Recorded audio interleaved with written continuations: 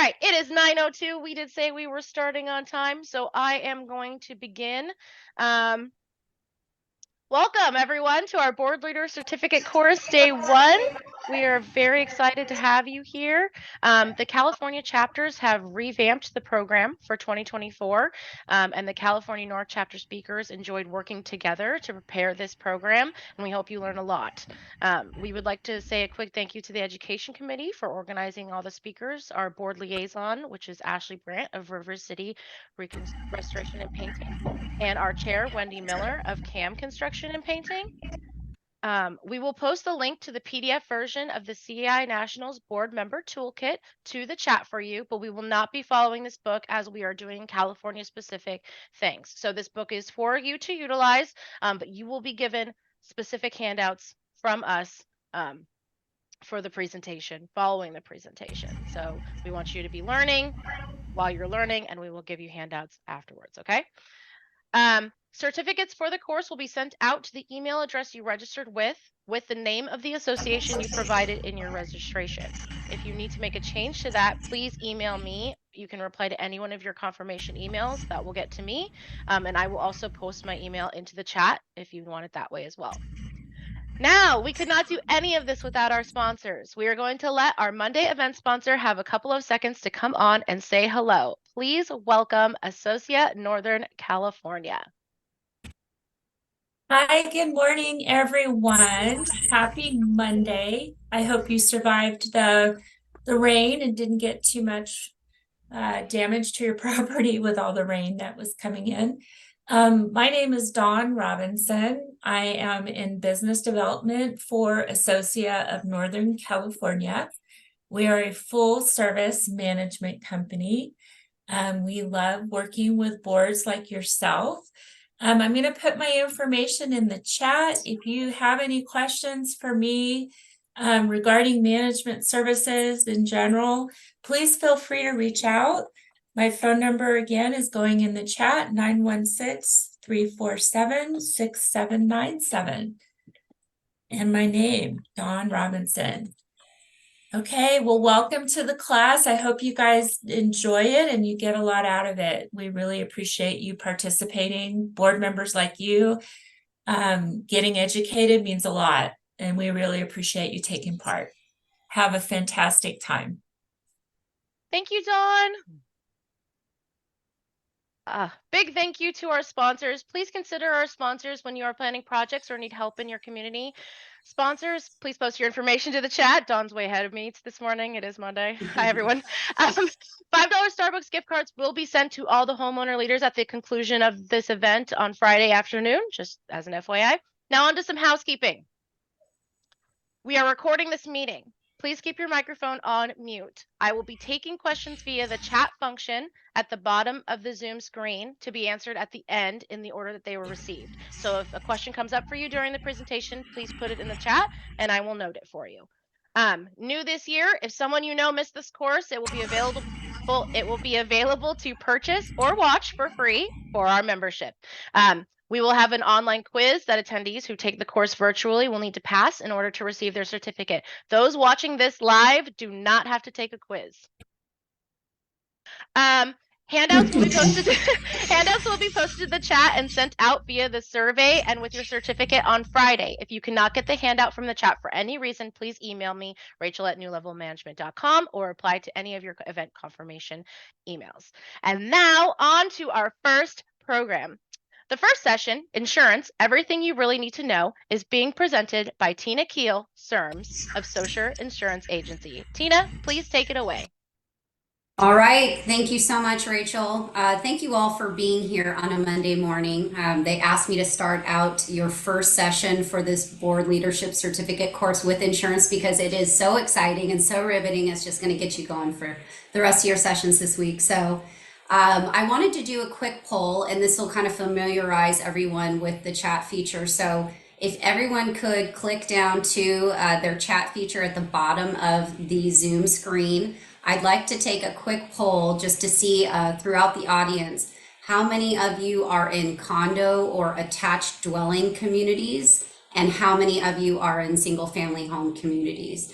trying to get a idea of how many of you need full building coverage or just common area coverage. So if you could just quickly go into your chat feature and type in what your community is comprised of, that would be fantastic. That'll also give me an idea of how in depth to go on certain subjects. So, all right, let's just take our tally here.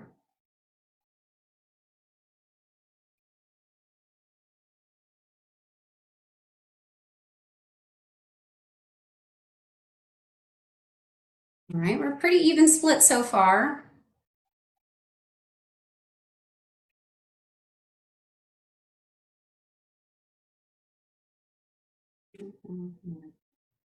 So I'm going to say we're a pretty even split. Single family homes probably taking the lead, which is pretty typical in our educational forum. So wonderful. Well, for all of you that I have not met, my name is Tina Keele. I am with Socher Insurance Agency. I am a CIRMS designee with the Community Association Institute. And what that equates to is I'm a community insurance risk management specialist. So while I am a licensed insurance agent, I happen to specialize specifically in homeowners associations. And that's all that we do at Socher Insurance Agency. We are a leader in community association insurance. We don't write home or auto insurance or individual insurance. We focus solely on associations. So we live, eat, breathe communities. So I want to just go ahead and share my screen so we can get to our slideshow. Now, I'll let you know that we do have quite a bit of material to go through. So what I plan on doing, let me just get this right. What I plan on doing is if you folks have any questions, just go ahead and type it into the chat feature. And at the end of the presentation, we'll go over those questions. A lot of times we find that we'll answer your questions throughout the presentation. So we'll go through those at the end. So please chat in those questions as they come up. Hopefully I hit it. And if I do not, then we will review it for you. So we're going to be talking today about insurance as it translates to community associations, if my voice will work. And at the very beginning, we're just going to do a little bit of housekeeping. So I wanted to go over some of the kind of regulations that we go through before we go through coverage, how we get to the coverage parameters that we end up insuring you for. And these are our primary components. So what we do in order to figure out your coverage is we go first to your governing documents. I have a whole host of online databases and programs that I utilize. And the first thing that I do is typically go to the Secretary of State and see how you're filed as a single family homeowners association, how many units you have. I go to the governing documents and I will review and see what coverage you need. I go through the maintenance section. I go through all of your unique descriptors. Can you still hear me, Rachel? I'm getting a little unstable notice. Good to go. You were stuttering. Okay, wonderful. Would you mind repeating the previous couple of sentences you just said? Sorry. Sure. So I go to the Secretary of State to see how you're filed, if you're a condominium association or a PUD. And then I'll go to the governing documents next. And we look at all certain different areas of the governing documents. But in the CC&Rs, there's a section called the insurance section. It's typically after easements, section 9 or 10, typically. And a lot of CC&Rs are fairly boilerplate, but there are some unique characteristics within that insurance section. It basically guides me on exactly what you are required to have insured within your community. We do look at the maintenance section, but that's really more of, some kind of peripheral. You want to really focus on that insurance section. So if you have not looked at that in your CC&Rs, I urge you to go do that and then take a look at your insurance policy. Sometimes your insurance directive is going to be in your bylaws, depending on the age of your community or how your governing documents were written. So it could be either or.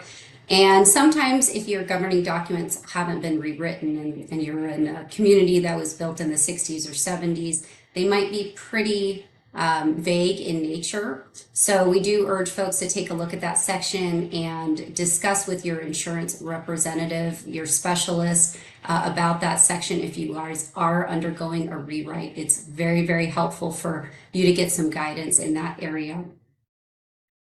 Then next we go to civil code. This is paramount. We have an entire section in the civil code with relation to insurance coverage. And I posted 3 primary civil codes here below so you folks can see them.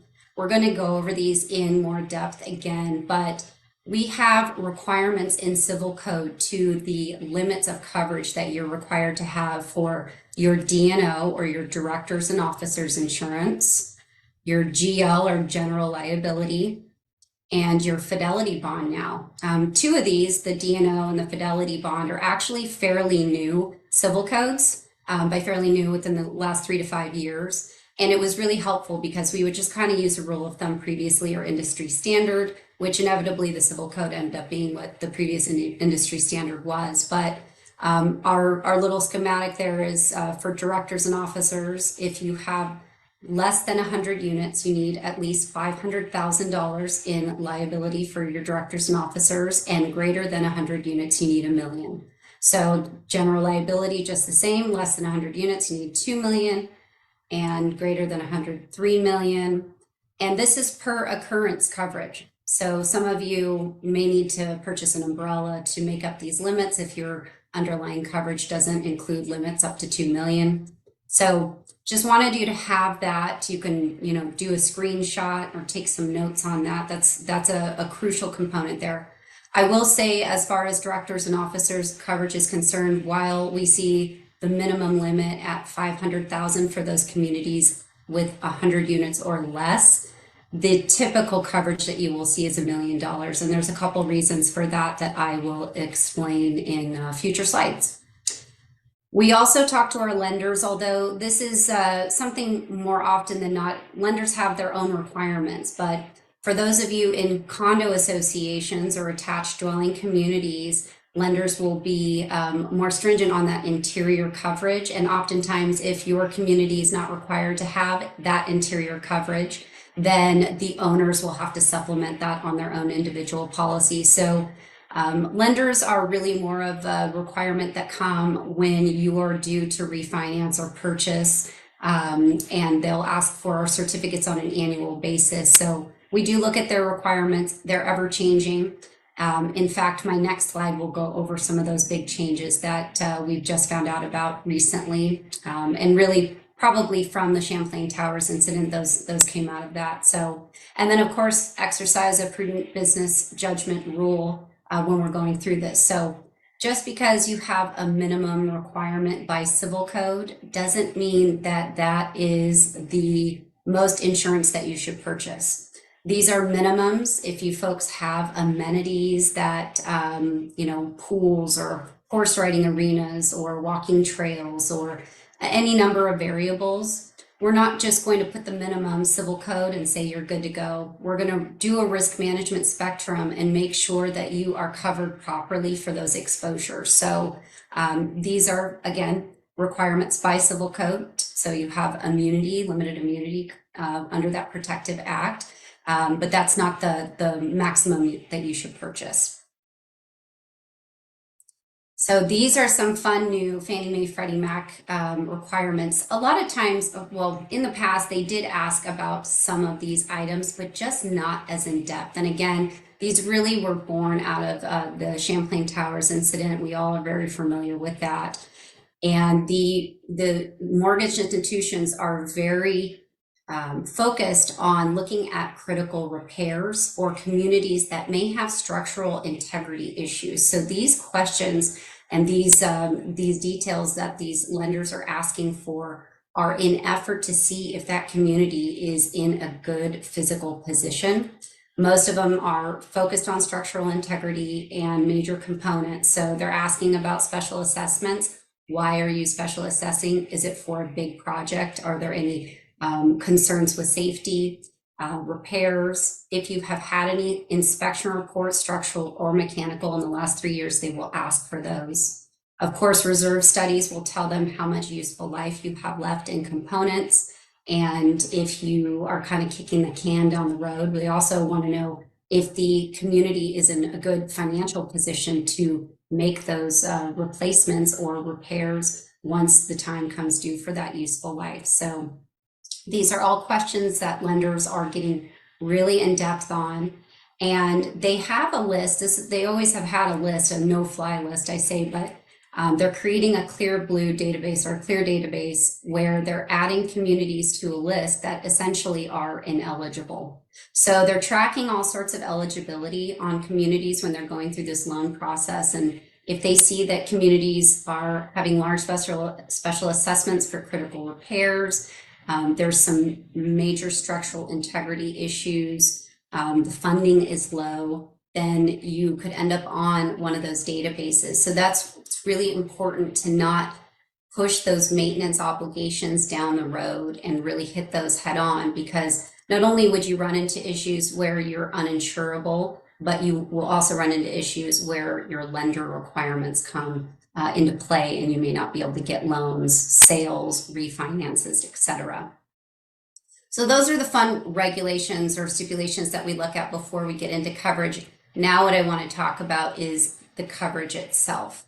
So in a community association where you are a condominium, we have coverage interior for the structure, and it has different limits. So in a condominium association, we'll insure the structure inside and out to a certain limit.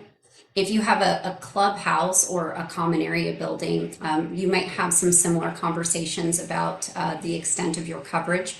But focusing solely on those condo or attached dwelling communities, under that building policy, we have interior coverage that is either bare walls, which means essentially the studs outside of the structure. There's original developer specifications, which is exactly what that states. If the developer built it at the time the community was developed, that's the coverage that's provided. If you have upgrades or additions after the development, say you're a community that was built in the 70s or 80s, you might be the second or third or fourth or fifth owner. There would have been potentially updates or upgrades that have occurred to your unit interior since the community was developed. This original developer specifications or original builder specifications would not include any of those. However, as the form broadens, we do have policy forms that include betterments and improvements. And policies will offer this sometimes on an if required by your governing documents, or they will say regardless of ownership or requirement by governing documents. So some carriers can provide interior betterments and improvements regardless of your governing documents, and some cannot. So we have to specify that with the insurance carrier. But these are essentially the four different or three different variants that we see. You're either bare walls, which is walls out, or you have walls in, but up to those original developer specifications. Or you have basically the Cadillac of all insurance policies, which is your betterments and improvements. So if someone did an upgrade to the interior with wood floors and granite countertops and gold wallpaper, then that policy is going to include that at the time of loss. Those are very helpful policies for communities, again, that have multiple owners over time. They were built in the 60s, 70s, and you're not exactly sure what an update is. A lot of times it's hard to figure out what was original and what's been updated or upgraded. So keep that in mind. And then the broadest form of policy that we're looking for is a special form. Essentially, what we say is it's an all risk or an everything but. These policies essentially include everything unless it's excluded, versus a broad or basic form where they start really excluding some main components. So typically you're going to see a special form or all risk form. And unless you folks are in a position where you're going to a secondary market and you're having trouble obtaining insurance coverage, and then you'll start to see those broad or basic forms. Primary exclusions in an insurance policy are always going to be earthquake and flood. For any of you who have earthquake and flood insurance coverage, you're familiar with the fact that those are separate policies. So you could pay for all of your insurance coverage, your package, your directors and officers, fidelity bond, and your umbrella policy. And then you have to get a separate policy for your earthquake. And a lot of times earthquake or flood could be as expensive as all those other coverages that you have combined. But those are specialty policies, difference in condition policies, or through the National Flood Insurance Program. And they are separate. Those are those major exclusions on an insurance policy. Diving a little deeper into that property insurance coverage, there are broader forms than replacement costs, but typically you're going to see replacement costs, which is replacement cost as it would cost today. So if you had damage to your community, whether it's a clubhouse, one of your amenities, or a condo building, and you have replacement cost, we will essentially, as long as the coverage limits apply, we will replace that structure or amenity item to the value it would cost to replace today. There are forms that are broader. Again, there's extended replacement cost and guaranteed replacement cost. And those make it even greater coverage. So if the limit on your insurance policy weren't enough, that extended replacement cost would give you a percentage more, or guaranteed replacement cost would do just that. It would supply coverage for replacing your amenities or your structures to whatever the cost were, even that if that exceeds the limit on your insurance policy. But replacement cost is exactly that. We're going to replace your property item to the value that it is today.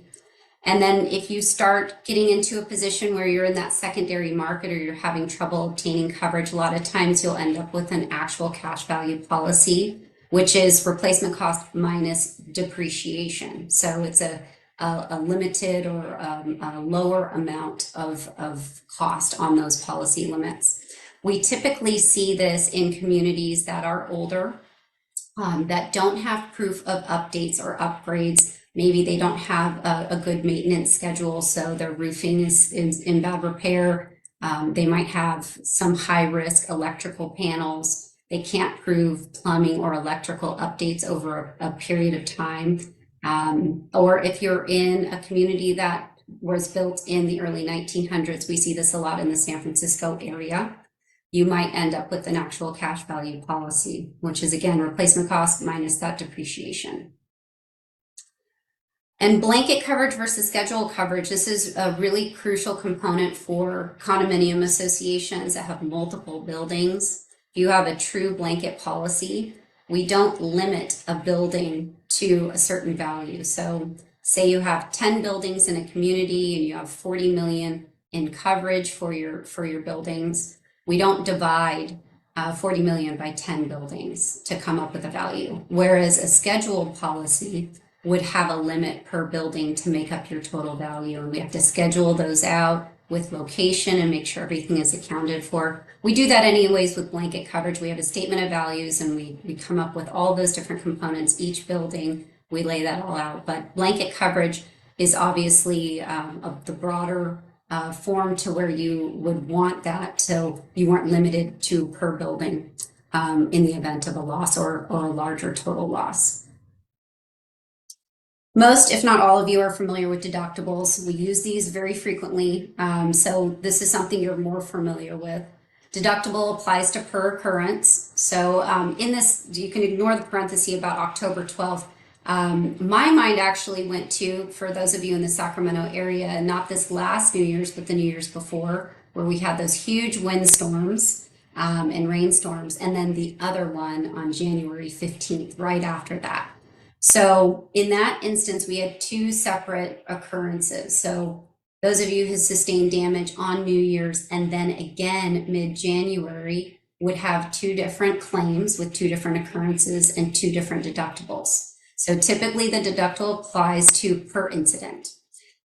In some cases, you will see policies that have a per building or per unit deductible. More often than not, I see a per building or per unit on earthquake policies. And so that's not as common, but it is possible.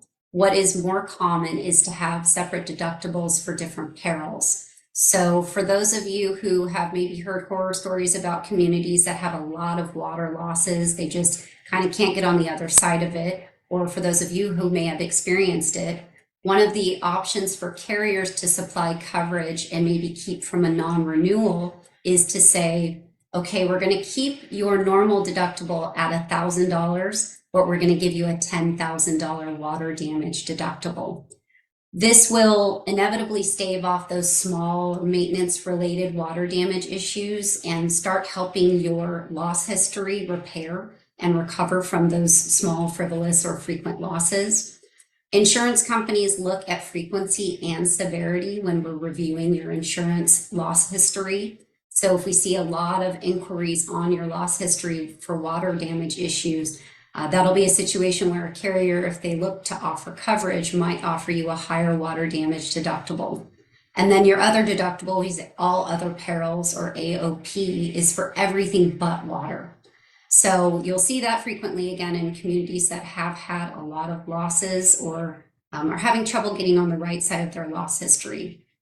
Typically, you're going to see 1 or 2 inquiries on a loss history in a 3-year period of time.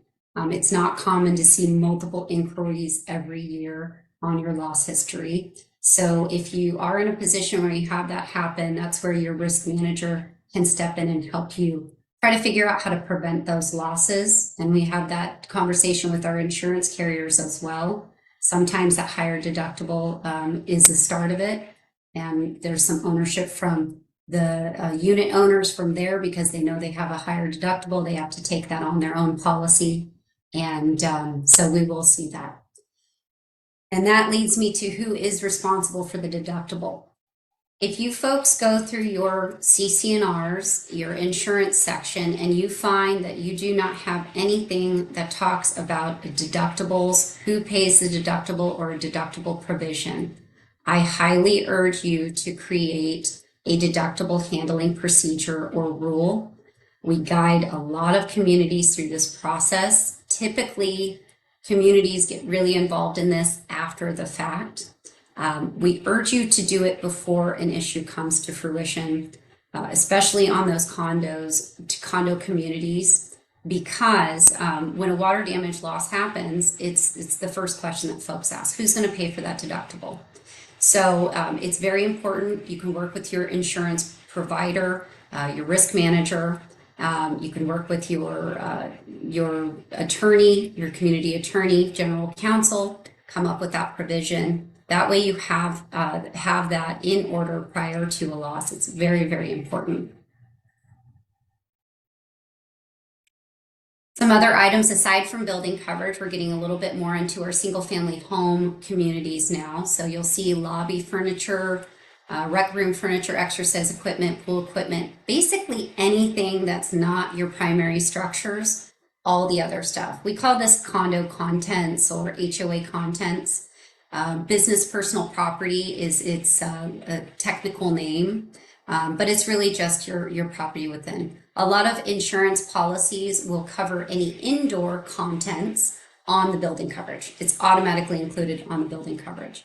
But if you have outdoor property like pool furniture or anything that lives outside, that's going to be a separate limit. So we have to take that into account. It's part of something that we look at on our statement of values.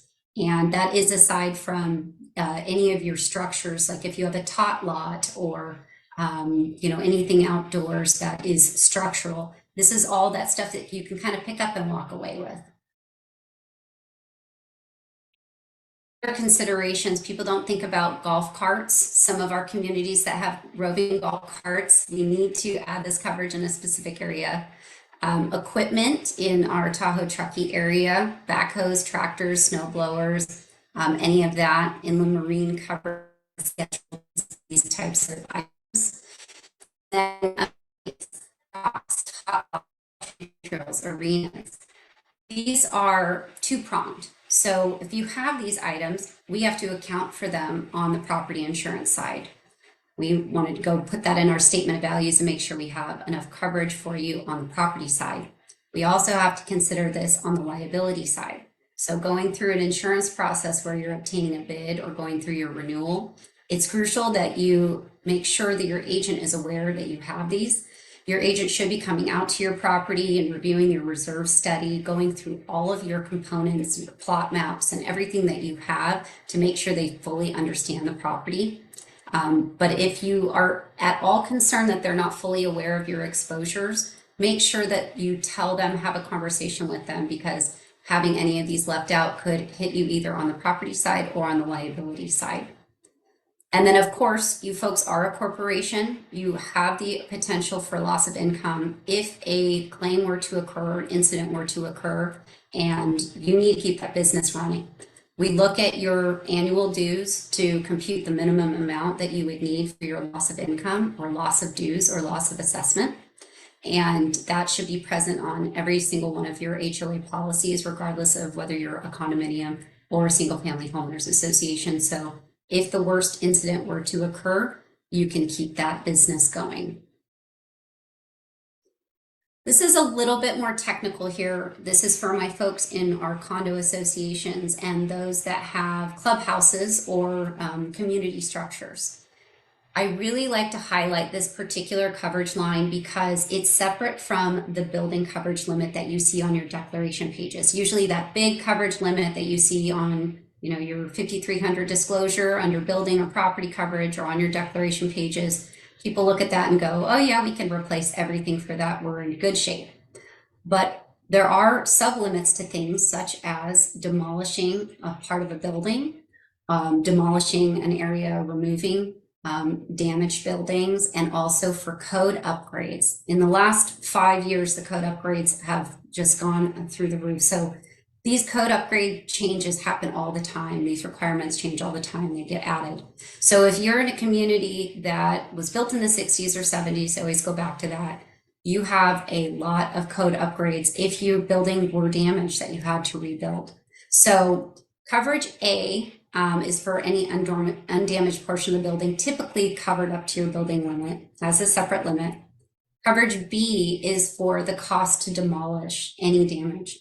So we want to highlight these at separate limits. Coverage C is your cost for code upgrades. This one is really, really important.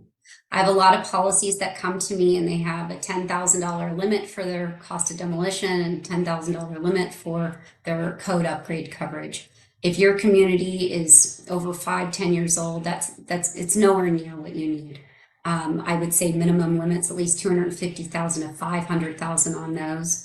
And if you're in an older community, we are looking at much higher percentages based off your dwelling coverage to make sure that you could actually rebuild in the event of a loss, a larger loss. This is extremely crucial. So you could have all the building coverage in the world, but if you don't have those code upgrades, you're going to be in quite a pickle. So make sure that when you're reviewing your insurance policies, you're looking at its building ordinance or law coverage. Sometimes you'll see A, B, and C, or 1, 2, and 3, which is why I have those sectioned out like that. Take a look at those, and if you aren't sure what you're looking at, call your insurance agent and have them go over that with you. If you have a clubhouse or common area buildings, you want to review this coverage also. All right, earthquake coverage. So it's interesting because in some of the areas that I would think we would insure earthquake all the time, we actually see less earthquake coverage in those areas because it's so expensive. But it's a really necessary coverage line, especially if you're in a high point area where you would come into contact with this type of loss. Just some fun facts. I look at a lot of Tahoe, Truckee area. They actually have earthquakes all the time. They're just so minimal, you don't actually know that they happen. So earthquake coverage is very unique in the way that on our other property policies, we're coming up with values to insure your total insurable replacement cost. So, if your complex needed to be replaced and it cost $40 million, that's what your insurance policy is going to list. On earthquake policies, we come up with the value of what it would cost to replace your community, but you could insure for less than that. You could get a $5 million limit on a $40 million community. You could get a $10 million limit on a $40 million community. So That's a traditional earthquake insurance policy. Very rarely will folks purchase the full total insurable value of 40 million as my example, just because of the price. So oftentimes they'll do, a $5 or a $10 million limit, and then we have different deductibles therein. There are some new programs coming out. We talked about parametric earthquake before, if you've spoken with your agent about that. It's a very interesting new program. It pays a set amount based on basically the size and the area to which the loss occurred. And we're seeing a lot of individual parametrics pop up too, where individual owners can purchase their own individual policies for earthquake. And it's above and beyond what the California Earthquake Authority offers. Really great program. Several programs available in California for this now. So very interesting things coming out in the wash with this hard market. It's interesting to note that with earthquake insurance, there's really only a handful of carriers that write earthquake. So you're going to multiple different brokers. We're going to be bumping into each other in that submission process. You're again running into 4 or 5 different carriers. Those brokers typically, if they're an open market broker and they deal with HOA, they're going to be accessing all of those. And we're looking at carriers that are A-rated. They have a good financial strength, and they're basically not a fly-by-night carrier that's coming in offering a really inexpensive premium for a reason. So you want to choose a carrier that has a great rating and a good financial strength. You also want to make sure, if you are looking at different brokers to quote your earthquake, that they're all using the same total insurable value limit. So if I go into your community and I do a statement of values and I come up with the $40 million value as our example, that would cost to replace all of your buildings within your community, and I give that to your earthquake carrier, and then we start to get limits and quotes for 5 million, 10 million, they use that $40 million limit as their basis for your rate. So if another agent uses a $30 million limit or a $20 million limit, obviously that's not accurate because those aren't your total insurable values, but it definitely can affect your rate. And it can be an issue in the event of a loss. So make sure that your agents are using the same total insurable values when, if you are going out to multiple brokers, which we don't recommend, but that can make a big difference. If you're looking at 2 quotes, one is significantly less, it's usually because there's a difference in your total insurable values. And then of course we have those deductible differences. We're seeing per building, per unit, per occurrence deductibles. In this market, more often we're seeing those per unit deductibles because the market is just so constricted and the premiums are so high. It's another way to get those premiums down or just get coverage. So not a lot of us in those condo associations or even clubhouses have boilers anymore. It's kind of a thing of the past, I should say. But we do have mechanics. We have things that run, that break down: motors, engines, generators, elevators, your HVAC system, if you have central HVAC throughout a building. Those are part of mechanics that could fall under mechanical breakdown coverage. This coverage is not always included in your package policy, but if you have a pool and you have pumps, you definitely want to make sure you have mechanical breakdown coverage. Limited in terms of your coverage scale. If you don't have any mechanics or anything, you're just a 10-unit community and you don't have any amenities, then this isn't a crucial coverage for you. But if you have buildings or you have pools that have the mechanical components there, this is a crucial coverage that should be included on your insurance policy there. Garage legal liability, we really only see this in communities that are in the Tahoe, Truckee, or resort areas where you're doing kind of valet, you're taking care, control, and custody of vehicles and bringing them over to your side. So think valet parking exposure. It's pretty uncommon to require this, but if you need it, you want to make sure that you have it. And then, of course, flood insurance coverage. There are a lot of different metrics that the National Flood Insurance Program have used. There's rezoning that happened in the state of California a couple of years ago, probably more than a couple of years ago now. And that helps us determine what zone you're in and basically how high risk or low risk you are in terms of a flood zone.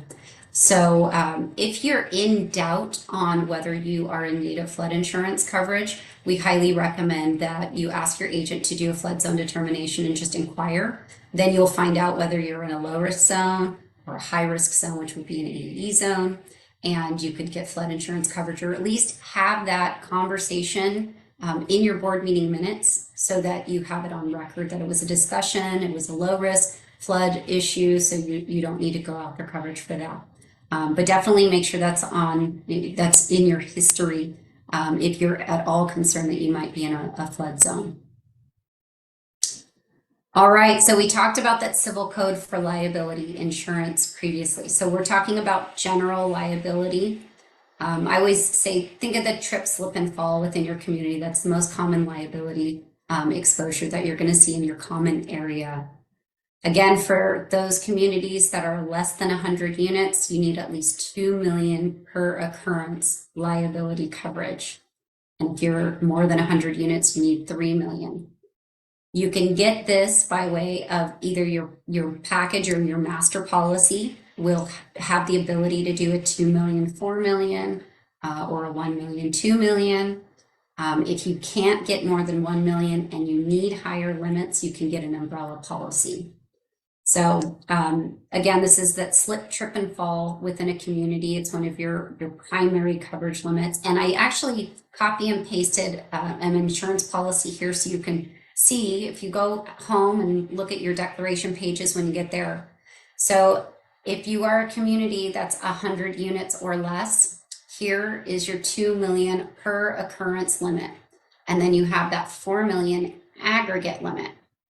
Aggregate means annual, essentially. So you want to make sure that you have 2 million per occurrence to be in compliance with that civil code.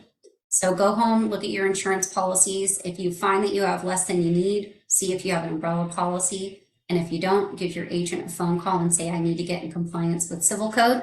Get me an umbrella or increase my coverage limits. Directors and officers. This is the most crucial for a board member.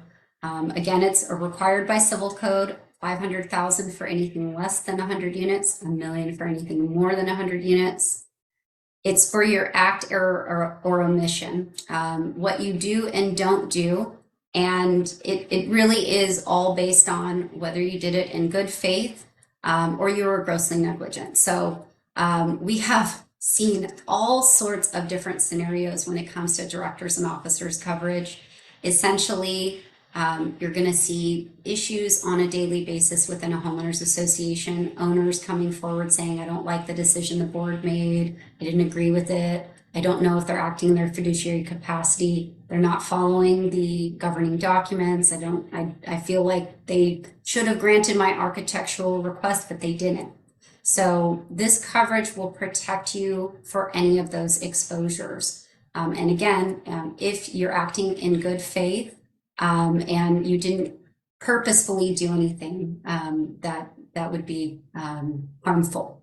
So we include past, present, and future board members on these insurance policies. Typically, most of the carriers that write HOA, they have this endorsement. The reason that we do that is so that we don't have to ask for your board members' names and actually schedule them on there. It's past, present, and future board members, committee members, and volunteers.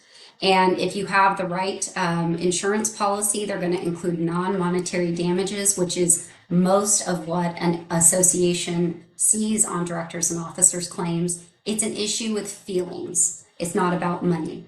If you have a policy that's for profit and it's a monetary policy, it's not going to cover any of those types of issues. And just for fun, I wanted to put a breakdown here. Hopefully this is big enough for you folks to see, but this gives you the percentages of the claims that we see with directors and officers coverage. So you can see that breach of fiduciary duty takes the cake on the issues that we see. So folks look at what the board's doing and say they're not doing it right. violation of the CC&Rs, breaching of contract, typically with your vendors. And then we're getting into those discrimination claims, employment practice liability claims. Most directors and officers policies will have an employment practice liability endorsement, and that would cover you if you had any on-site managers or employees. Fidelity bond, crime, or employee dishonesty, they are all essentially the same coverage item. We want to talk about this because it's one of your civil code items, fidelity bond. You need at least 3 months of dues plus your reserve account balances to be in compliance with that civil code. Sometimes you will see that your package policy will include this coverage line, and you'll see crime or employee dishonesty. And a lot of folks say, well, I don't have any employees. Why do I have employee dishonesty? You don't need to have employees to have this coverage. This coverage is specifically meant to protect your association funds. So if your funds were stolen by your manager or by a fellow board member or someone who had access to your funds, this policy would replenish your bank account, your operating account, or your reserve account, wherever those funds went missing from. So this keeps your doors open. This keeps you in business. So again, we need that 3 months of dues plus your reserves. That's per civil code. And if you can, get a rider that makes sure that your management company is included on that as well. And there's our civil code requirement. Something new that came with that civil code, and an amendment, was the computer funds and frauds transfer. Most of our insurance policies were endorsed to include this automatically. So you'll see your fidelity bond, it automatically has a limit for computer funds and fraud transfer.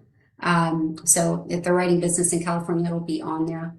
It's a separate limit than your overall limit. So you might have 500,000 in fidelity bond coverage, but you'll have 10 or 25,000. I think it's 25,000 for that computer fund transfer. We've talked a little bit about your commercial umbrella.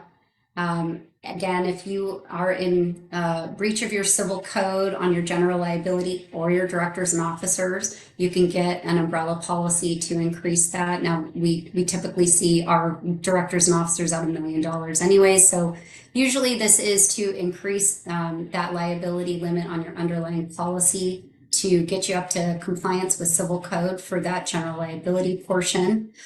Also, I mentioned before, if you have, amenities aplenty, if you have a pool, if you have horse riding trails, an arena, any number of different amenities that we've seen a tot lot, then we'll recommend as your risk manager to increase your liability coverage. And a lot of times we do that by way of an umbrella policy. Several years ago, these umbrella policies were really cheap. We are seeing prices increase as we're seeing kind of across the board.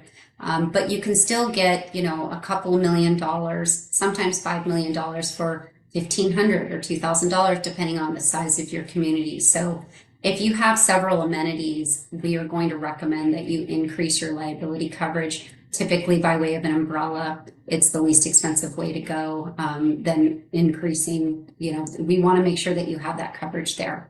So, and it extends over your underlying policies as well. So if you get an umbrella policy that will extend over your underlying general liability and your directors and officers coverage, you have workers' compensation coverage, and the underlying limits are appropriate, then your umbrella policy will extend over all of those, thus giving you more coverage and just better overall exposure there for protection. Workers' compensation. This is, I think, something that we'll see come down the pipeline as a civil code in the future, but for right now, it's an option to communities. Having workers' compensation in a homeowners association doesn't mean that you have employees, but you're protecting yourself against those vendors that come on your property that could become employees if their workers' compensation that their employer has is not in effect at that time. It also can help you if you have a board member incident. So there are a lot of different examples of this, but say you have a vendor come out on the property, they're doing work, landscape maintenance, their company's workers' compensation is inactive at the time and that employee sustains an injury. In the state of California, the association becomes the employer. And if you have this workers' compensation coverage, then you will have protection against that injury. If you have a board member or a maintenance person that is out at the property and they're maybe doing some cleanup or whatever, what have you, and they injure themselves, then you have protection under this policy as well. And of course, if you have employees, workers' compensation would apply. We have an incidental policy and a payroll policy depending on the type of exposure that you have, whether you have employees or you don't have employees. So this is coverage if you are in a condominium association as an individual, or you should urge your individuals in your communities to purchase. This first block of coverage is referred to as HO6 coverage. So this should be maintained by the individual owner, even if it's not required by your CC&Rs or a lender. We urge individuals in condo units to purchase an HO6 policy. It has the personal property, your personal liability, loss of use, loss of assessment, and of course, you have a high deductible on your master policy. It will pay for the structural coverage to your building. And of course, you can get a California Earthquake Authority endorsement on top of that for any earthquake coverage. I know that we went through that rather quickly. It was a lot of information to cover in an hour. This is my contact information. Feel free to jot it down if you have additional questions. But let's go over to the chat now. Rachel, I think I'll end my screen here and see if we have any questions. We have plenty of questions. I am not sure if some of them are too specific, but I did record them in the order that they were received, and we will be beginning the next presentation at 10 a.m. As a reminder, these are all being recorded and they will all be available on YouTube to all of you who attended. You will all get links to them. So if you need to step away to do something, take a call, take a break, walk away from your computer, feel free to do that. We are recording this. Okay, our first question is how do we access the Fannie and Freddie Mae database of eligibility? Do you happen to know that? So I actually have a link from a webinar that I did recently, and I basically, if you Google Fannie Mae, Freddie Mac lender requirements, you will get a whole host of information. Those items will be on there. If anyone has any trouble locating that, I don't have the exact link in front of me right now to provide to you, but I can send that to you, and I'm happy to do that. You can either reach out to Rachel, or you could reach out to me directly, and I will send that over to you. Yes, please feel free to reach out to our subject matter experts. They provide you their information. If you miss their information and you would like it, please just email me and I'd be happy to connect you with them. Our next question was under the earthquake coverage section. Would you recommend getting coverage A1, B2, and C3, all three for building ordinance or law? Did you say earthquake coverage at the beginning there? It was on that slide. Yeah. Oh, gotcha. So it should typically on your package policy, you should have coverage A, B, and C listed on there.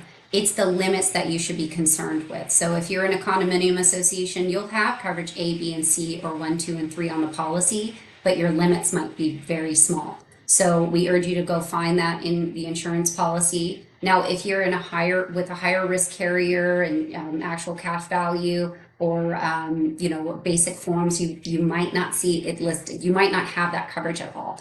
But in a typical setting, standard or our admitted market here, and you're in good shape, you should have that automatically included. You just want to look at the limits and make sure they're sufficient for the age of your community. Thank you.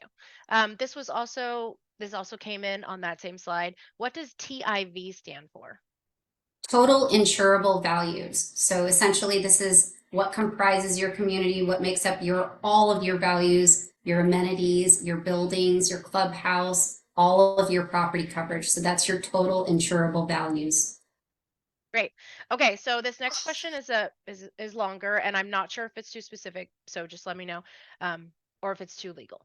If a board member decides to veto an upcoming board election by persuading the other board members not to attend the board meeting to discuss hiring an HOA election company, can another HOA member sue the board for violating the HOA's governing documents and win the lawsuit for deliberately violating the HOA's governing documents? I would definitely refer to legal counsel. I will say that you can receive a lawsuit for many things, and that would definitely be an example of one of them. You would have we would have a duty to defend you on your directors and officers policy, but that sounds a lot like something that we did that we knew would be an issue. So I would defer to legal counsel for that negligence question, but For the person that sent in that question, I have highlighted that question for Friday, so I will also migrate that question over to Friday's program because we will be having our law program that morning at 9, followed by the Ask the Attorney at 10. If a board member tells certain HOA members that they don't have to pay their HOA assessments, can another HOA member sue the board member and the fidelity bond will reimburse the HOA for loss of dues? that doesn't sound like it falls under the typical coverage scope. That's a very unique situation. Usually we see coverage under fidelity bond where there's theft of funds, either by manager or by a board member, someone that has control of the money. And we need to replenish those funds so that business can continue moving forward. Thank you. Okay, last question that I have. If anyone else has questions, feel free to put them in. You've got 2 minutes. Does the fidelity bond have to equal 3 months of all HOA members' assessments plus the total amount in the reserves? Per civil code, if you look up the definition, it'll have 3 months, in general terms, it'll say 3 months of your annual assessments plus your reserve account balances. And so they don't give us more detail than that, but that's our basis. That's where we start from. Okay. That was all the questions that I had in the chat. Just one more caveat to that, unless your governing documents require more. So that's your baseline. And again, defer to your governing documents as well. Thank you, Tina. Great job. Thank you all. Thank you for having me. Thank you for allowing me to speak. Again, I know that was a lot of information. It really could have been an hour and a half or 2 hours, but I really appreciate you all hanging in there. Again, if you have any questions, feel free to reach out to me. I'm going to put my information in the chat so you also have that. And I hope you all have a wonderful time. Adam's a wonderful presenter and has a great amount of information. So I know you'll have a lot of information coming your way that will be useful to you. Thank you, Tina. My pleasure. Have a great day. Bye, Tina. Everyone, we will be starting in 1 minute. So if you would like to run away, you can for 1 minute. And then I'm going to bring Adam on. I see he's here. Awesome. And I will introduce him. Our next session is going to be financials. We really hit you hard on a Monday, didn't we? We really hit you hard on a Monday. I see some of you laughing with me.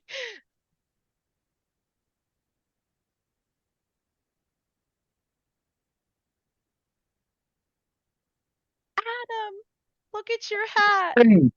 Yes.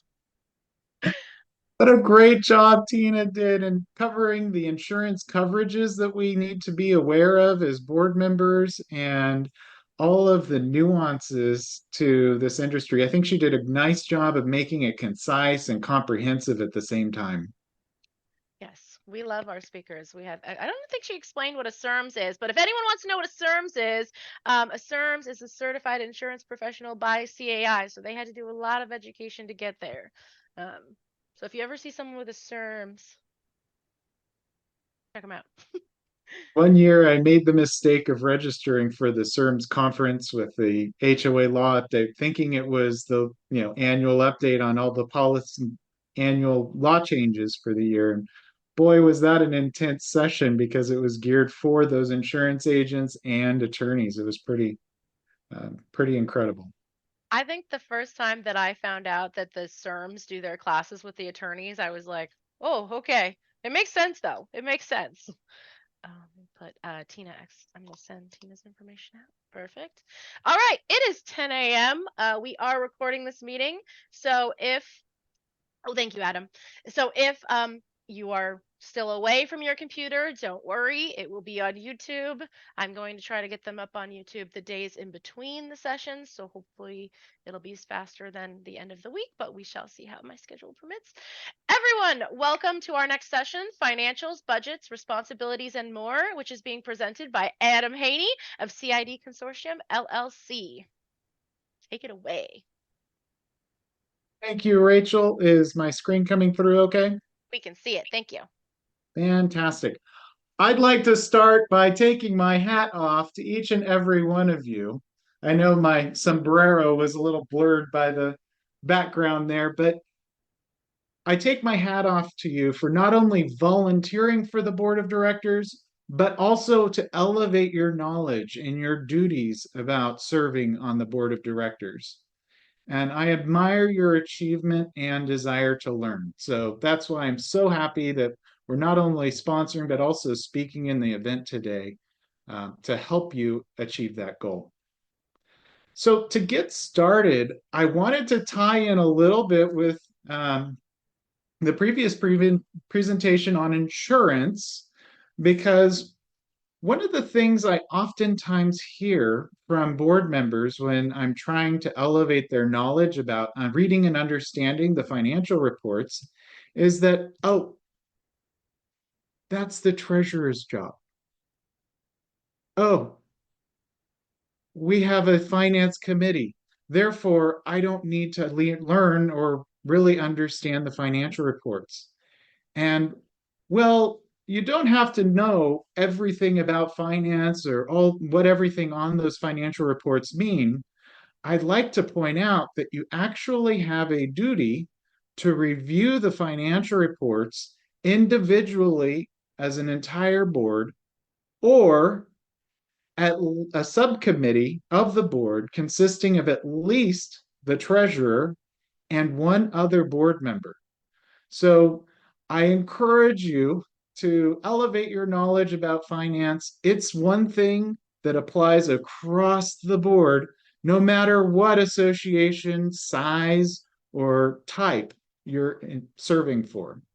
And I saw that on Tina's presentation, she showed a graph of the different types of claims she sees on her policies. And I saw the biggest chunk going to directors and officer claims relating to breach of fiduciary duty. And we're going to talk about a few of those this morning. Now, the presentation here and this slide deck is cut into two parts. We're going to talk about financials and reserve studies. Reserve studies are so near and dear to my heart, and I'll tell you why at the end.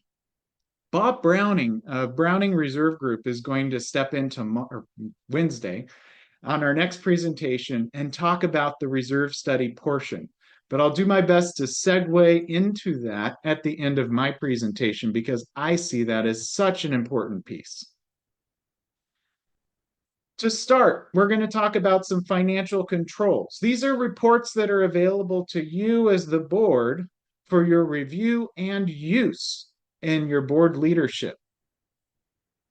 One of the things that I noted in the board member work packet that I was reviewing was that when it started the finance section, they decided to include a quote that said, "The board may delegate authority, but it may not delegate legal obligations and responsibilities." So we're going to take some time this morning to go through a three-phase finance cycle and look at the activities that are involved in each of those three phases. And then we're going to take a look at some of the reports that are available, need to be distributed to membership for disclosure, as well as recap some of those responsibilities that you have as a director. I encourage you, regardless of what role you have on the board, to take a look at these financial reports and don't let them intimidate you. So often you get a big stack of financial reports or PDF with hundreds of pages in some communities. With all this data, it's daunting. And so I don't want that to scare you away. I'd love for you to open it up, take a look around and see what you find. So here we are with our three-phase accounting cycle. It begins with the planning phase before the year even begins. We'll then move into, as the year plays out, in phase two, in our monthly evaluation of the financials and use of them as a tool to govern the association.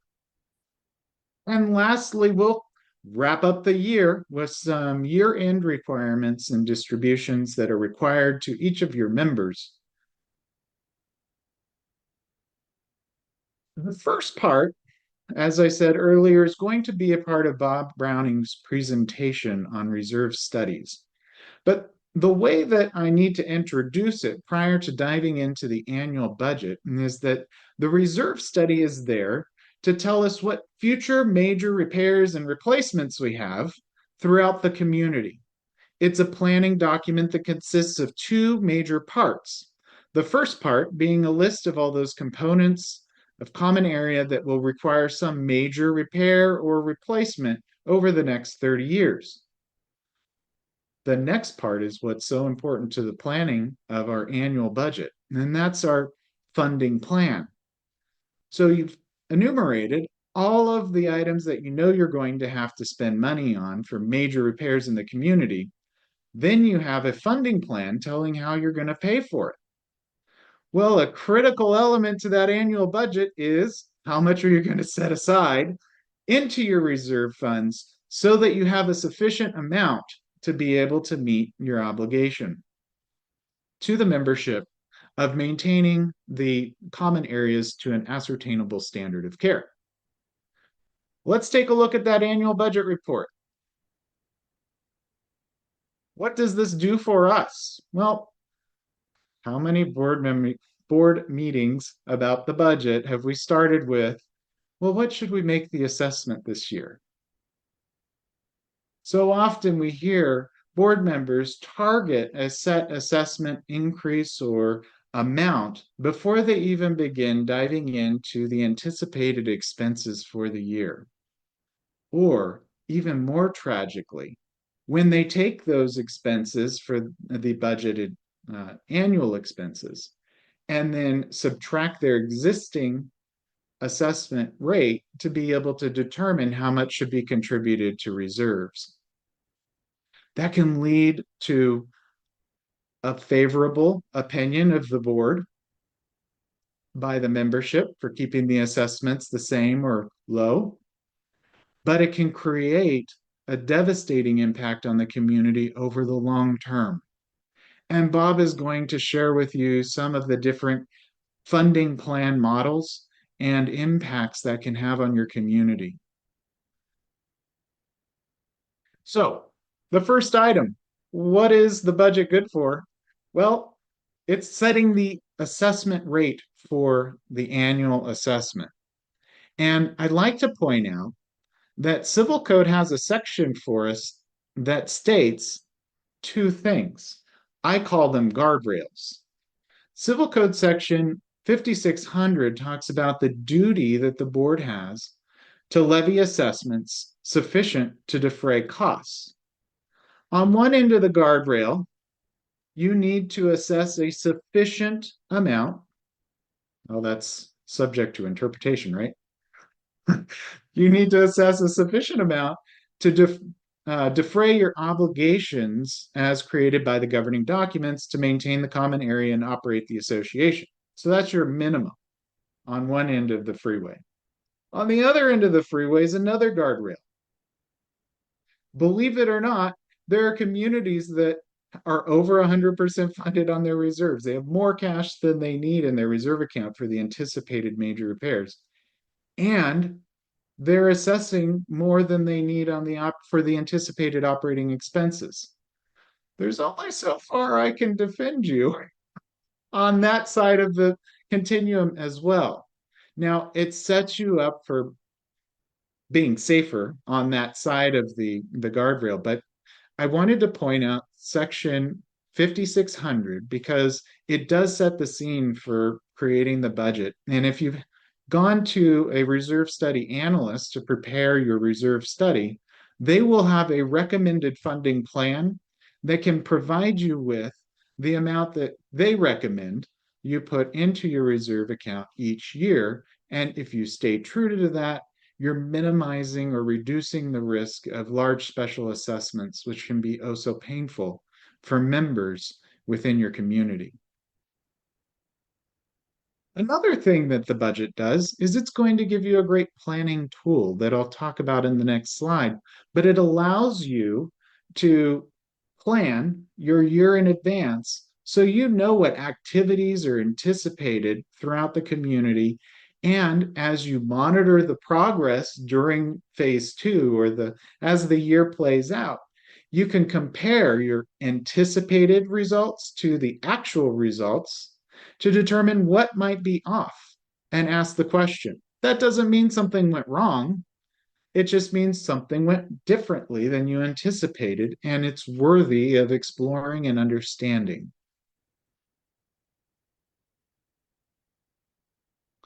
Let's take a look at what one of these budgets might look like.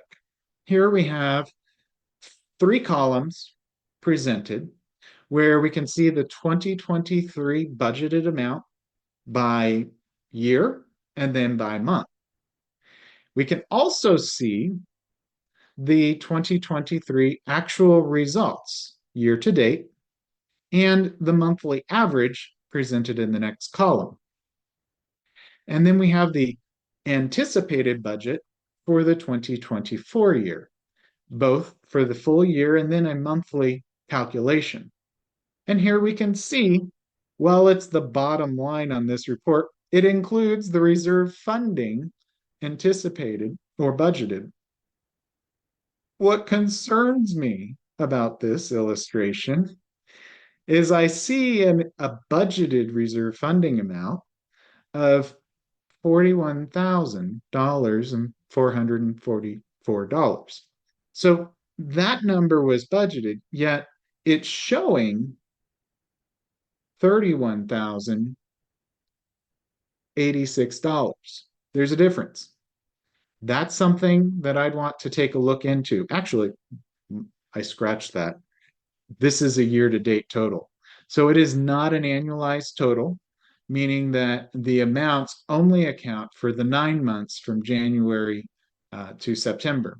But that is an important number to watch because as a board, you want to make sure that appropriate transfers are occurring from the operating account to the reserve account as budgeted or anticipated when you prepared the funding plan for your reserve study. This is also a great tool for comparing any differences or anticipated increases. Right here, we do see a slight increase in the regular assessment.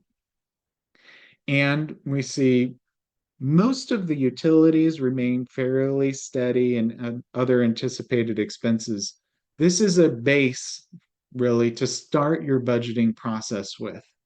So using historical cost for your upcoming budget is a great way to save some time and create a baseline for conversation. Then you can find out what items are going to be different next year. You may have already received notice that your landscape contract will be higher than it was in prior years. Or you may be aware that as a board, you wish to accomplish a project that wasn't done last year, and you want to include that into the upcoming budget. Another thing would be keep an eye on those items that occur at one point during the year. For example, your annual audit report, if you have an audit, is going to be issued during the beginning of the year, and that cost should be included. But if you're using an annualized amount for your average monthly cost, then your totals may need adjustment when it comes to the upcoming budget to include the actual amount because it may be overstated. Or you may have an expense that doesn't come in until the end of the month during the final 3 months of the year. So if you have some expenses that come in at the very end of the year, make sure you get those added in to the annual budget so that they'll be accounted for and included in the assessment rate. So I encourage you first, get that reserve study early. It sometimes takes a little while to get the report so that you have updated numbers and the funding plan to be able to include that number in your upcoming budget. Then take historical data, apply what you know about current data to the upcoming year, and adjust it as you see appropriate based on your anticipated expenses in the upcoming year. It's an important document that must be mailed out to the membership within 30 to 120 days, or 30 to 90 days in advance of the start of the new year. So this document needs to go out and is oftentimes mailed with many other disclosures that are also required, and we'll talk about a little bit later. So that wraps up our budget part and the distribution. Why do we want to do all that work? Well, it helps us in the evaluation phase. Not only is it setting our assessment, but it's going to help us as a guide or a tool to guide us through the monthly evaluation of the financial reports. So as we work through these financials, we can compare our actual results to the budget as a guideline. As an individual homeowner, it might be mind-boggling that we're paying $10,000 a month for landscape expense. But when you divide that cost up by 1,000 homes, all of a sudden it becomes a rather nominal cost. So that budget and all the effort that you put into it can help you as you review the monthly financial reports to bring some reality and expectations to that and help you through that process. During this evaluation cycle, we're going to talk about all those reports that are required by the board to review monthly. Now, before you panic and say, wait, we meet quarterly, don't worry. Review the financial reports every month, and then in your quarterly meetings, make note that each member or a subcommittee reviewed the financial reports on a monthly basis. Let's take a look at a couple of the reports. The first are two core financial reports called the balance sheet and the revenue and expense report. The balance sheet report is also called the statement of financial position. Why is it called the statement of financial position?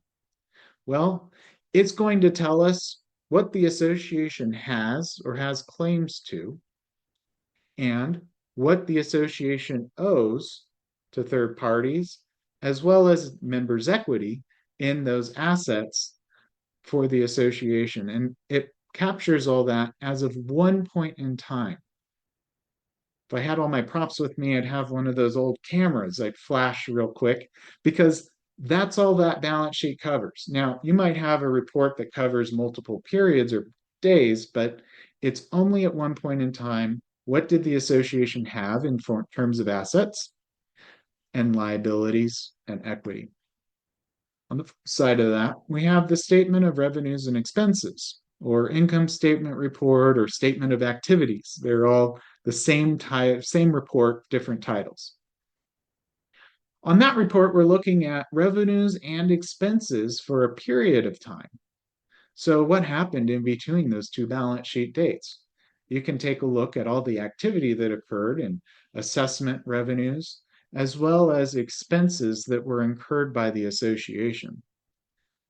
That net income or loss will result in an equity change that we'll see on the balance sheet, and I'll highlight it as we look at the sample report shortly. I threw out a term though. I talked about how revenues are recognized when they are earned, and expenses are recognized when they're incurred. And that is important to know that it relates to the accrual basis of accounting. It's required that your annual budget report be presented on the accrual basis of accounting, and your annual CPA report, whether it's an audit or a review, will be presented on the accrual basis of accounting. Your interim reports might be something else, but we do need to review those reports and understand the timing and nature of them. I'll highlight on the balance sheet some of the things that are earmarkers for us to know that we are on that accrual basis. So let's take a look. The first report is our balance sheet, and this includes all of our cash, both in the reserve and operating accounts. We will be distributing slides so you can zoom in and get all the detail on these reports. But it also includes accounts receivable due from members. That is the amount that is owed to the association by its members. We'll tie that number in to another report called the delinquency report or accounts receivable aging report in another slide. But that's an important link, and it's an indication that we're accruing revenues when they are earned. And in this case, well, we recognized revenue, assessment revenue in prior months, and some members haven't quite paid the association yet, representing $1,676 on this report. We also have some other assets. Those are our prepaid insurance. This is an example of an expense that we pay up front for the full year and receive the benefit over the course of the year. And because we're recognizing expenses when they are incurred, the initial purchase of the 12-month policy is essentially an investment in an asset to the association for a future benefit. And as you receive the benefit, 1/12 of that policy, assuming it's 12 months, I haven't seen much to the contrary there, but we'll recognize the cost of it as the association receives the benefit of that insurance coverage. And we reduce this prepaid insurance amount by that 1/12 of the policy each month. We also want to pay our taxes before we get penalties. So we have some prepaid taxes here.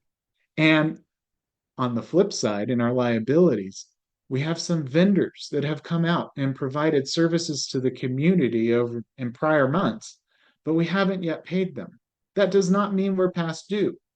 Just like all of our utilities, when we receive the bill, it's usually for the metered service in the past.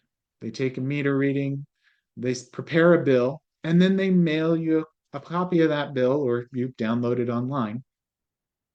And that provides you with a basis for accruing the expense in the period in which you receive the benefit of those services, in that case, utilities, but it could also be a landscape service that bills after the fact. That does not mean you're past due on those bills. It just means that you do owe that money. And one of the things that I look at when someone's alarmed and asking, well, how are we doing as an association? I'm going to take a look at the operating cash that the association has available to it. In this case, $8,143. And I'm going to subtract out the accounts payable because that's money we already spent. And I really shouldn't subtract the amount of assessments that other members in the association have paid in advance. And what I see is a total liability here, current liability of $24,000 and $8,000 in operating cash. Does that mean the world's going to fall apart? No, it does not. What it does mean is that if you have a community manager selecting what bills to pay and when, they're probably starting to sweat a bit because they're thinking, well, what's most important? What do we have to get paid right away? Well, I'll tell you one is insurance. We're going to make sure that Tina gets paid right away, especially that D&O policy, because there's nothing worse than being left without insurance in your community. So we take care of that and we triage. It's an unpleasant place to be. I encourage associations to have sufficient working capital or cash on hand to be able to meet its current obligations. CAI, in its best practices guide, recommends that you have 60 days of operating expenses available in cash to meet those obligations. So if you go through CAI's best practices guide for accounting, that's where you'll find 60 days. I'll give you a clue. Most of the communities I see do not have 60 days. But if we can at least break even, please, let's do that. Other liabilities that may surface on a balance sheet here, we like to present the obligation the association has for future major repairs and replacements. So you know at a glance, right here on the balance sheet, how much you should have in your reserve fund to pay for those future major repairs and replacements. If your association has taken out a bank loan or has leased equipment, you might see loans and leased equipment included as a liability on the balance sheet as well. Finally, we get down to the fun part, the equity. What's the member's share of the assets presented on the balance sheet? And in this case, we have 254,000. However, make note that does not include the association's obligation to the membership to maintain the common areas to an ascertainable standard, and that number is found in our reserve study. So we don't really have a sense of how the association as a whole is doing here, other than we know right off the bat we're tight on our operating cash. Let's take a look at the next report, but before I do, make note of this net income loss year to date of $11,965. We have a loss year to date of that amount. And if we advance to the next slide, we'll see on our income statement, we have a corresponding net income loss of $11,965. That's another link. These financial reports are filled with links, and the better you understand how they connect with one another, the better you'll understand the relationships and be able to identify things that might be out of line. All right, so here we are, and this is a presentation of the value of the budget. If all I saw was that we had $371,000 in assessment revenue, we could sit around and say, well, that's great. But will we know if it's the right number? Well, I wouldn't off the top of my head. I'd have to pull out that budget report. And because it's presented here side by side, we know that the assessments are accrued properly or at the amount that was anticipated. And we can scan down and see, whoops, it looks like at least a part of that 11,000 was related to the water and sewer. We have $84,000 in actual expense for water and sewer, and we have 66 anticipated. Now, I have seen seasonal variances with water, especially in those PUD communities with lots of landscape. You're going to see a lot more water going out during the summer months, and that will be a seasonal expense. But if we're looking at a condo association here, usually the water expense is pretty level.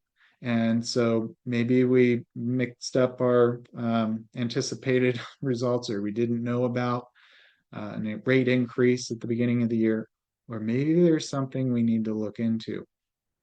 I'm going to talk about a link that's not included in the slides elsewhere, and that's the general ledger report.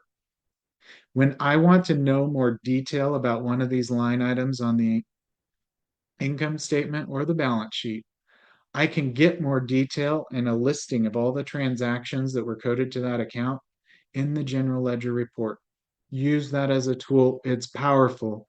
It can be a bit cumbersome in a paper-based or PDF-based environment.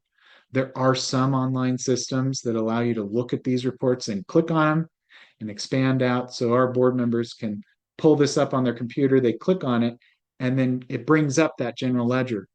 But in a paper or PDF-based environment, you just need to know that the general ledger is the report you can turn to for more detail. Reinforcing, these revenues are recognized when they are earned. That's why, even though we know some members didn't pay their assessment, we're showing all the assessments as being levied and earned in this period. We're also seeing expenses recognized as they're incurred. We know that because on the balance sheet, we had accounts payable listed, and that's what we call the accrual basis of accounting.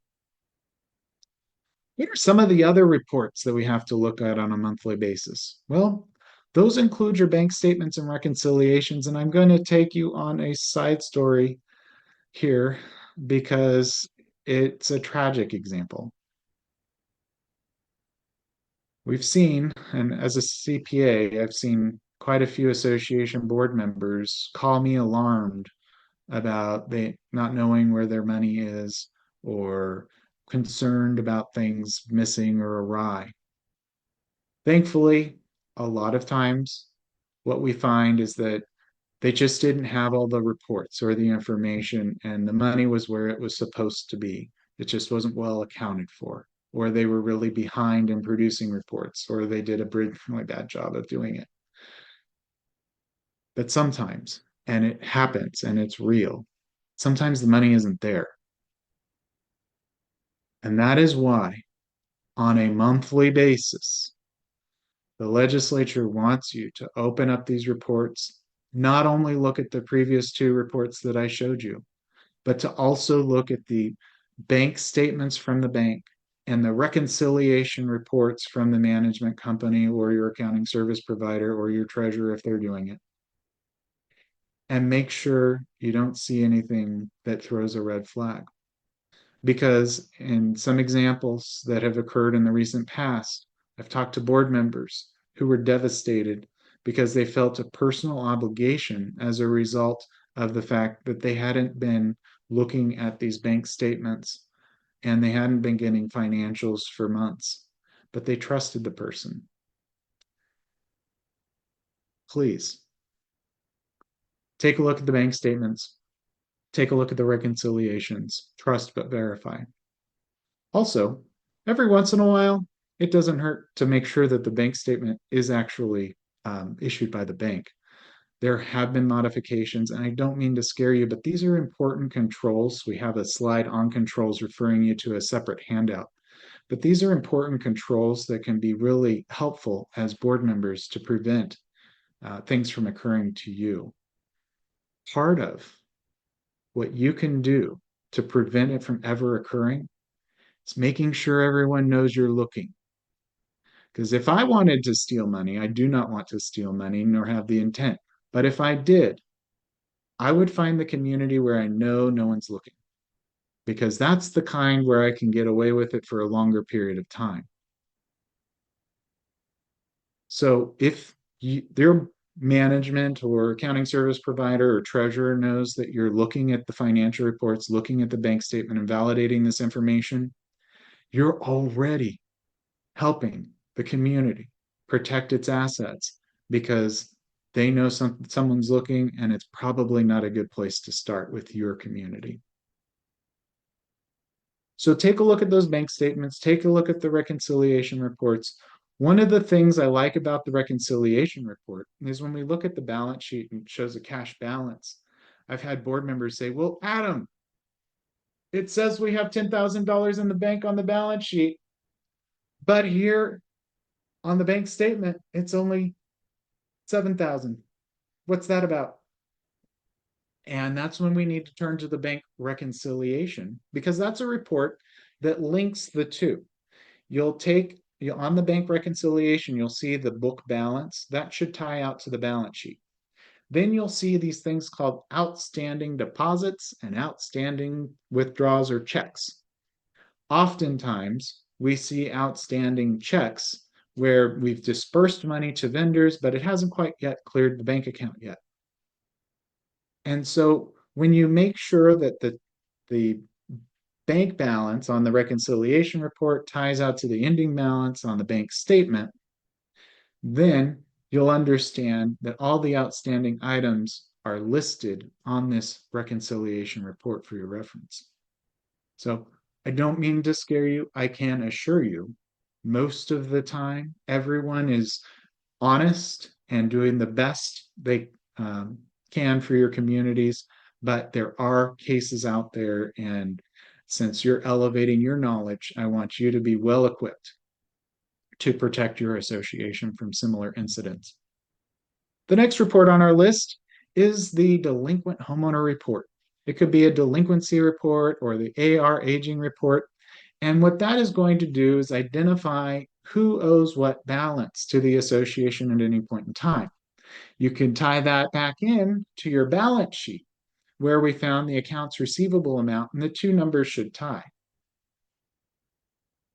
I'm talking with a community who has not gotten their 2022 audit report yet. That's something we'll talk about. Is supposed to be distributed within 120 days of the end of the year. And one of the reasons their auditor has said it's a problem is because the management provided a balance sheet that showed one number and a accounts receivable ledger that showed another. Well, you can check that on a monthly basis. You can spot check it here and there. But one thing that you want to make sure of is that you understand that they are linked, and that's how they're linked. They should be the same number on both reports. From there, you'll also want to keep an eye out for members who are slipping behind. You have the opportunity to save them a lot of money if they just didn't realize.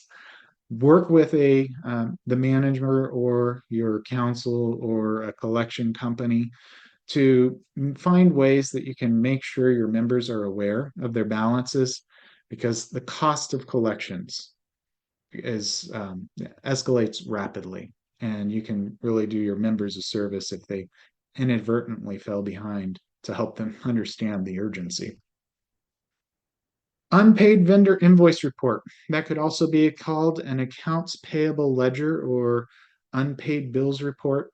That's going to tie out to the accounts payable number we found on the balance sheet as a liability, and will list all the vendors that we owed money to. We shouldn't see balances creeping out beyond a normal 30-day terms, but there are typically an aging of these balances, so you can see, is it 0 to 30, 30 to 60, or greater than 60 days old? That report will tie into your balance sheet and is another one that you need to monitor. Technically, though, in civil code, it is talking about a check register. So how you get the check register or this unpaid vendor invoice report, there are many different versions out there. Just make sure you're also looking at a list of checks issued, because that's technically what it says in the Civil Code 5500. I think I've already done a good job of scaring you at some points in this conversation, but to help you ensure the security of your association, and you can't really ensure perfect security. You can only put up things that make it more safer or more secure. The CAI guide that will be going out to you includes a list of 27 questions that can help you. It's not all inclusive, and it may not even be applicable in some of your settings depending on the nature, but man, random things happen in our industry. One of the things that came up, there was a $2 million loss that was well publicized years ago in the Bay Area, and a manager had been in a scheme where the manager and a favored vendor were billing the association for work that wasn't actually occurring. It was painting in this case. So they'd be continually doing these painting projects, and the manager would continue to get the board to sign off on checks paying the vendor for painting. And maybe some occurred, maybe some didn't. But when this was discovered, it was found that the association was not receiving the painting it was paying for. And the manager and the vendor had a side arrangement where they split the proceeds. What tipped the board off to this?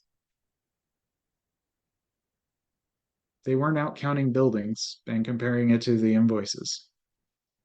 What tipped them off is the manager was at a casino with a debit card in the association's name. And I don't know if it was a mistake on her part, but she withdrew cash from the operating account of the association to continue her gambling. And the board review of that bank statement actually called the board members' attention to something awry. And it was during an investigation that the painting invoices and lack of painting service was discovered. So sometimes these things are tricky to find. They're obviously designed to be tricky to find. But just looking at the bank statement might happen to trigger discovery. Fun fact, the most frauds and thefts that occur in homeowners associations occur by board members or from board members.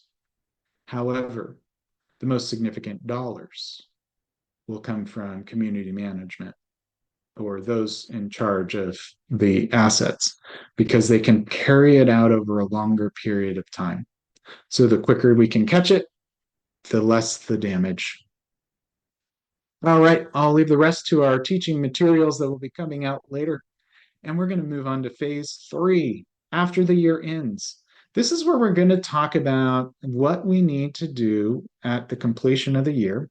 And it involves a compilation or a review or an audit of the annual financial reports.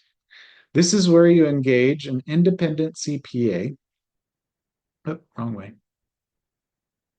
Engage an independent CPA to provide one of 3 levels of service to your community in producing the annual financial report or results from the prior year at that point. The first level of service is a compilation. The compilation is a service that a CPA can offer to any association. It offers no assurance or opinion, no assurance that the financial statements enclosed are presented in accordance with generally accepted accounting principles. What they do is they're bringing together all that data and compiling the financial reports, adding some notes and disclosures, and presenting it. So a CPA who's not independent can issue that report. I can do that for the clients that we're providing bookkeeping services to. For a compilation, it is required that a CPA issued with a report. It is an actual CPA report. A preparation may be issued by a non-CPA, but this will include a letter from the CPA. The review report is a level of assurance that will involve testing or analytical procedures by the CPA. So someone independent to the association, like in my case, if I did the bookkeeping for the client, I cannot offer a review service because I'm not independent to the association. But an independent CPA can perform analytical procedures. They can do some of the tests you might have been doing throughout the year, looking at budget versus actual. They might be looking into the meeting minutes, seeing if there's any interesting conversation about special assessments or major losses or things that are upcoming. And they can issue this report to the membership. This does not require them to validate any of the balances. So some of the testing is limited. Whereas in an audit report, which is a higher level, it's actually the highest level of service presented on this slide. An audit requires the CPA to do testing. So one of the things they're going to test is, I'm going to send out a letter to the bank. This bank statement that management provided me says that we have $10,000 in the bank. And I'm going to ask the bank to verify that.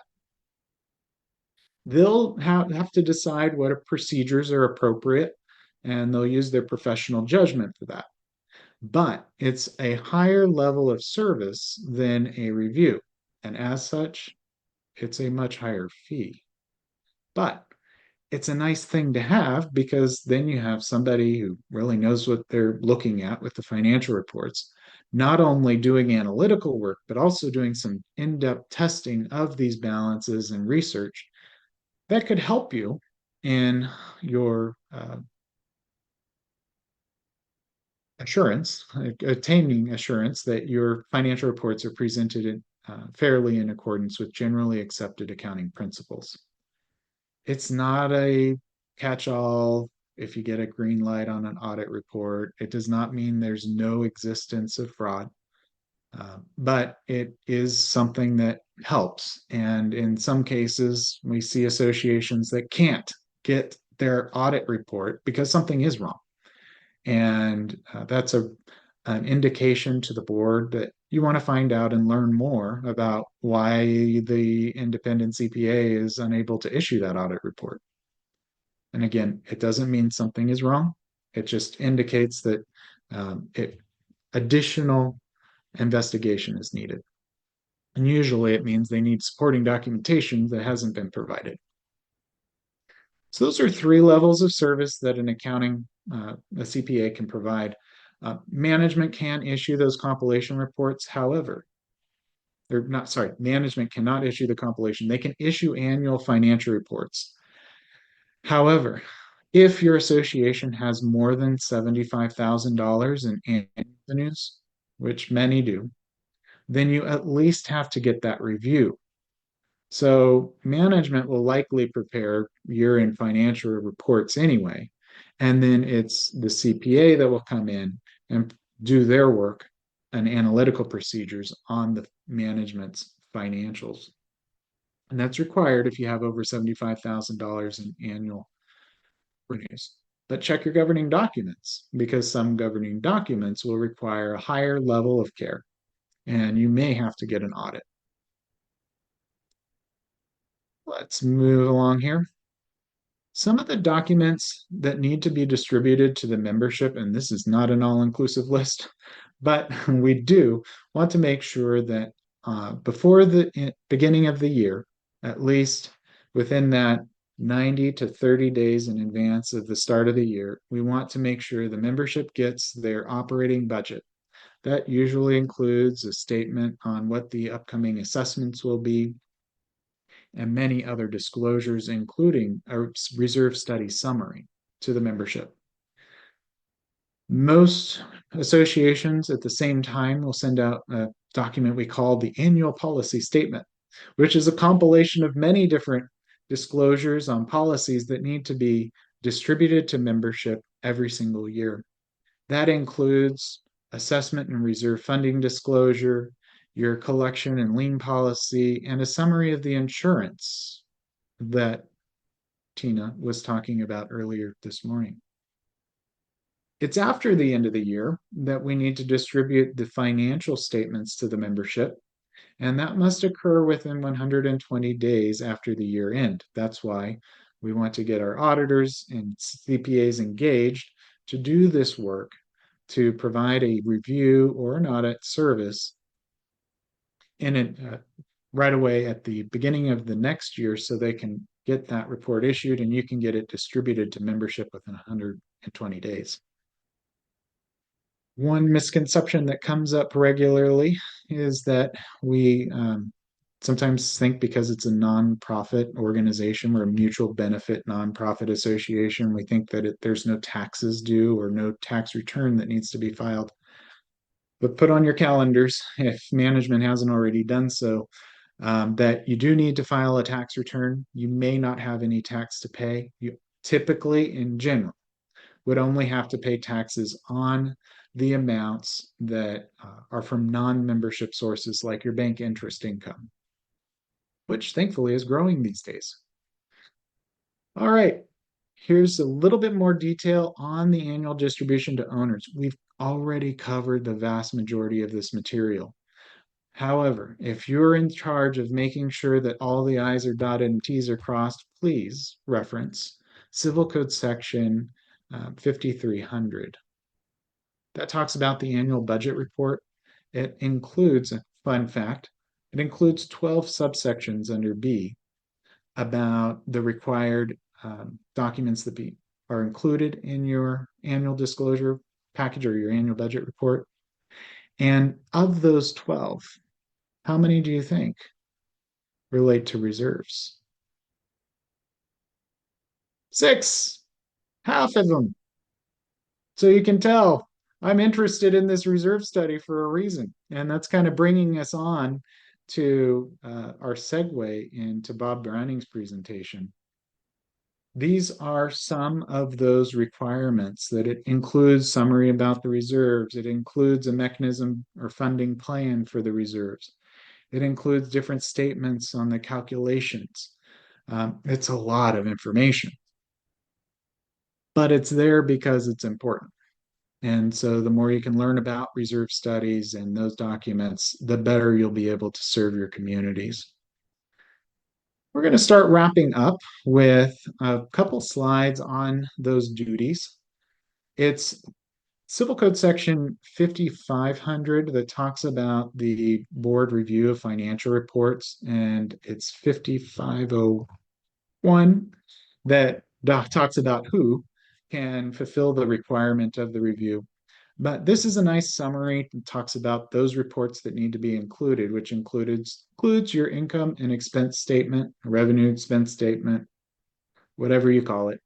It's that statement that shows all the revenues that the association has earned and expenses the association has incurred. You're going to need to compare that to your budgeted expected results. You need to have the statements coming from the financial institutions. Now, most of the time it goes through management. They put it in a nice package for you. I commented earlier, you might want to periodically check with the bank, make sure, yes, that is the correct amount.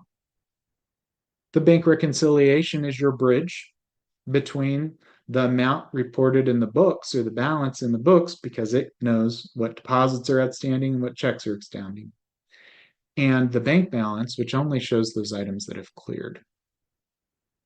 Your check register, general ledger, delinquent accounts receivable, all that needs to be reviewed every single month. And as a recap, it must be reviewed by the entire board individually or a subcommittee of the board consisting of at least the treasurer and one other board member, depending on what fits best for your community. And it must occur every month, even if you don't meet every single month. So that wraps up some of the duties. I've talked about all these documents, all these processes, and I'm hopeful that it has elevated your knowledge in both your duties as a board member to make sure that you're fulfilling that and avoiding one of the insurance claims that might be out there, where Tina Keele mentioned that 24% of D&O claims are a breach of fiduciary duty. You'll know that you're doing your best to protect the association by reviewing these financial reports, as well as all the other documents that need to be sent out to the membership on an annual basis. So with that, I'd like to save a few minutes for our question and answer, but I'd like to slip in my case for the reserve study real quick. I know when I bought into my homeowners association, I was struggling to get documentation at the time, and I thought it was funny that the seller's disclosure sheet said there was no homeowners association. Yet one of the reasons we were buying in this community was it had a clubhouse with a pool and security and other services available.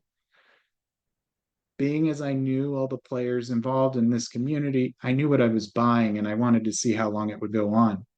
But one of the most important studies that I wanted to see was the reserve study. Eventually, if the board's not assessing enough to meet the operating expenses, something's going to break.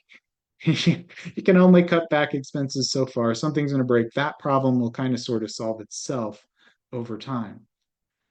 The sleeping monster that can be hidden in these homeowners associations is deferred maintenance and maintenance obligations that are accruing and haven't yet come to light.